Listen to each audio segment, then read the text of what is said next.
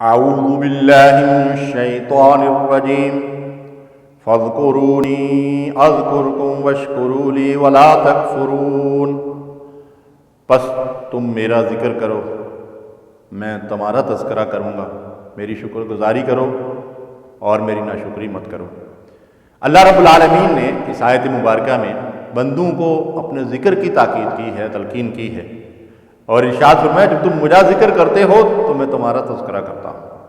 ایک حدیث میں آتا ہے کہ جب بندے زمین پر بیٹھے اللہ کی یاد میں مصروف ہوتے ہیں، قرآن مجید احادیث پڑھا اور پڑھایا، سنا اور سنایا جاتا ہے، تو اللہ تعالیٰ فرشتوں کی مجلس میں ان بندوں کا ذکر کرتا ہے۔ کس قدر خوش نصیبی کی بات ہے کہ درس قرآن اور درس حدیث کا اہتمام کیا جائے اور ان مجالس میں حاضر ہوا جائے، اور گھروں کے اندر خواتین مل کر اس بات کا اہتمام کریں کہ اجتماعی طور پر قرآن مجید کا مطالعہ کریں، احادیث رسول کو پڑھیں، ایک دوسرے کو سمجھائیں، تو سبحان اللہ، اللہ ان کا تذکرہ فرشتوں کی مجلس میں عرش کے اوپر کرے گا۔ اس سے بڑی سعادت کی بات کیا ہو سکتی ہے کہ ہم گنہگار اس زمین پہ اپنے گناہوں کی پوٹلی اپنے سروں پہ اٹھائے بیٹھے ہوں اور اللہ رب العالمین عرش کے اوپر فرشتوں کی مجلس میں ہمارا ذکر کرے، اور فرمایا کہ پھر اس مجلس سے جب وہ لوگ اٹھتے ہیں تو اللہ تبارک و تعالیٰ ان کی بخشش فرما دیتا ہے۔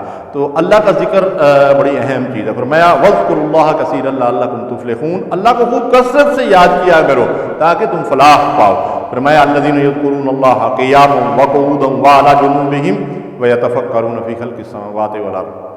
جب بندے اٹھتے بیٹھتے چلتے پھرتے کھڑے لیٹے ہر حال میں اللہ کا ذکر کرتے ہیں، یہ اللہ تبارک و تعالیٰ کے پسندیدہ لوگ ہیں۔ اور اللہ تعالیٰ نے مردوں اور عورتوں کا ذکر کیا ہے، والذاکرین اللہ کثیرا والذاکرات اعد اللہ لہم مغفرۃ واجرا عظیما۔